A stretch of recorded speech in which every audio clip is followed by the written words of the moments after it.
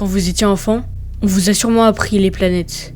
Moi, je me posais plein de questions, comme pourquoi elles tournent autour du soleil? Et on m'a répondu, c'est un fil invisible qui les retient. Mais en fait, pas du tout, et c'est beaucoup plus compliqué que ça. Le soleil s'est formé il y a 4,6 milliards d'années. Autour de lui, il y avait plein de matière qui s'est mise à tourner, formant un disque.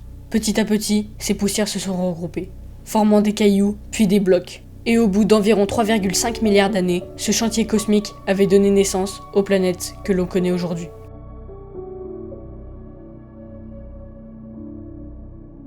Quand on parle du système solaire, on pense directement aux planètes. Mais il y a aussi des lunes, comme la lune de la Terre ou les dizaines de lunes de Jupiter, des astéroïdes, des comètes et même des objets mystérieux aux confins du système, comme la ceinture de Kuiper.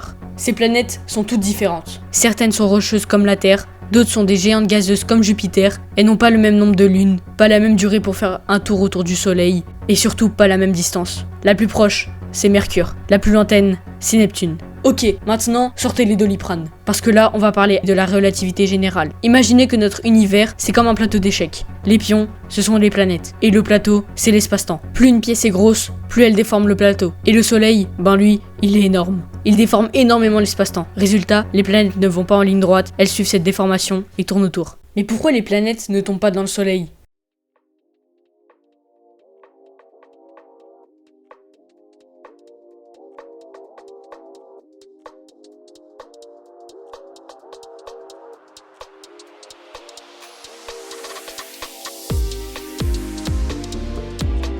Dans ces vidéos, la bille finit toujours par tomber dans le creux. Alors pourquoi la Terre, elle, ne tombe pas dans le Soleil? Parce qu'elle va très vite. En fait, la Terre est en train de tomber en permanence vers le Soleil. Mais comme elle va assez vite, elle rate toujours le Soleil et continue autour de lui. C'est ça, une orbite. Et plus une planète est loin du Soleil, moins elle est influencée par sa gravité. C'est pour ça que Neptune met 165 ans à faire un tour autour du Soleil, alors que Vénus n'a besoin que de 225 jours.